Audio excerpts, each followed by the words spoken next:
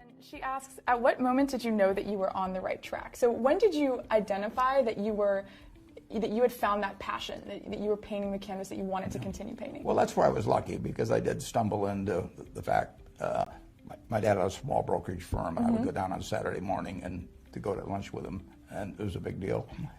But in the morning when he worked, I would read the books there, and so I found it very early.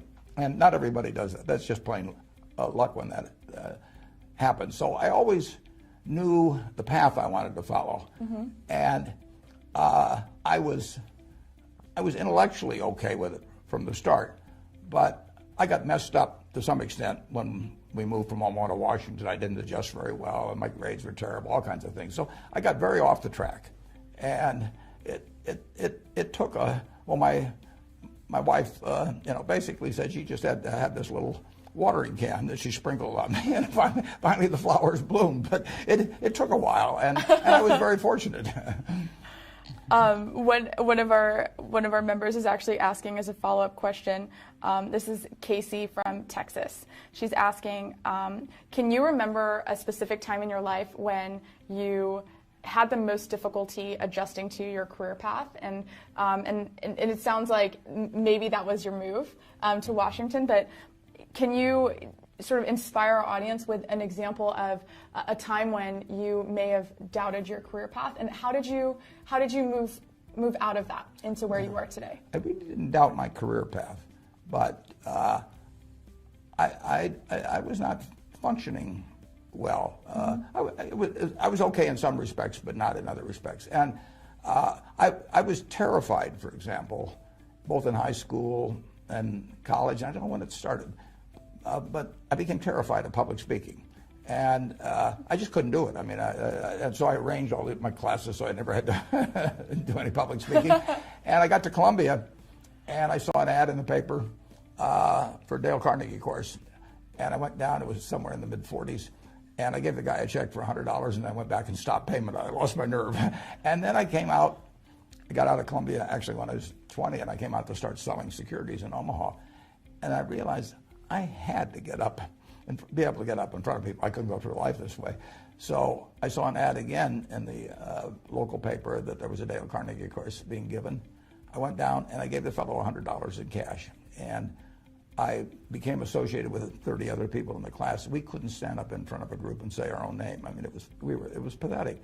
But that class changed my life in a big way. Wow. As a matter of fact, they used to give a pencil every week for whoever did the most with what they learned the previous week. And during that class, I proposed to my wife, and she accepted, and I won the pencil that week. Oh, wow. So it's important. I mean, you've got to be able to communicate in life, right. And it's enormously important. And probably the schools, to some extent, underemphasize that. I mean, you can start going for an MBA, and people think it's kind of beneath them to teach you about communication. But if you can't communicate, if you can't talk to other people and get across your ideas or write, you're giving up your potential. And anybody that's got a career potential of X, I guarantee it'll be 150% of X if they really learn how to communicate well. So that was a big part of really succeeding in my career. When you get right down to it. And then I was fortunate enough to pick up a book when I was 19 by a great teacher, Benjamin Graham, and he taught me a lot about investments, but it was really my dad and my wife that taught me about life.